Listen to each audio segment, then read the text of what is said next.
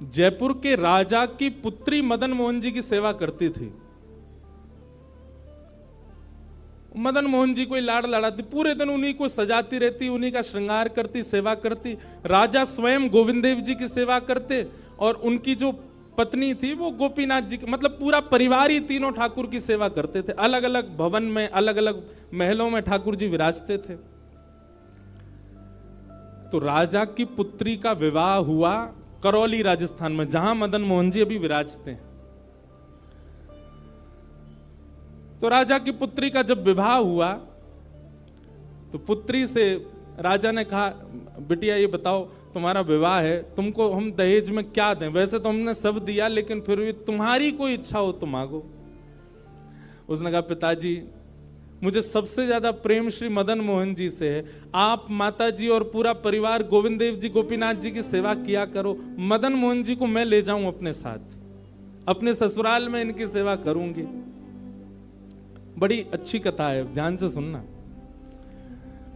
राजा रोने लगा, अपनी पुत्री के चरणों में सर झुका के बोला, मुझे क्षमा कर दे पुत्री, तू जो मांगेगी सो दूंगा, पर ये मेरे हृदय हैं, मैं इनको नहीं दे सकता। मैं वृंदावन से मुगलों से बचा करके इनको लेके आया हूं।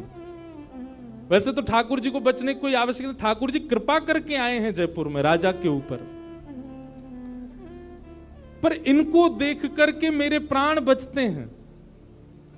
तू जो मांगेगी सो दे दूंगा। पर मदन मोहन जी बोले, पिताजी गोविंद देव जी, गोपीनाथ जी हैं ना आपके पास में, मदन एक ठाकुर जी मुझको दे दो। यहां राजा की जिद हो गई, नहीं दूंगा। पुत्री की जिद हो गई कि मुझे तो चाहिए, नहीं तो मैं विदाई नहीं होंगी। राजा की पत्नी ने भी कहा, अब इतनी कह रही है तो आप दे दीजिए ना, हमारे पास 2 ठाकुर हैं, इनकी सेवा हम करेंगे विस्तार से। और वैसे भी मदन मोहन जी की पूरी सेवा बचपन से उसने ही की है। तो राजा ने एक प्रस्ताव रखा। बोले, अच्छा पुत्री एक काम करते हैं। बोले, क्या?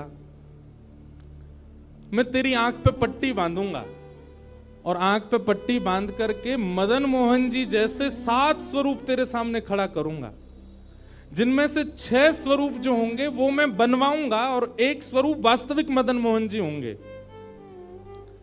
आंख पे पट्टी बांध करके तुझे स्पर्श करके अगर तूने असली मदन मोहन जी को पहचान लिया तो मैं ये मान जाऊंगा कि तू नहीं, ठाकुर जी तेरे संग जाना चाहते हैं। ठाकुर जी की इच्छा पता चल जाएगी। तो राजकुमारी बोली, ठीक है, आप ये प्रयोजन कीजिए। राजा ने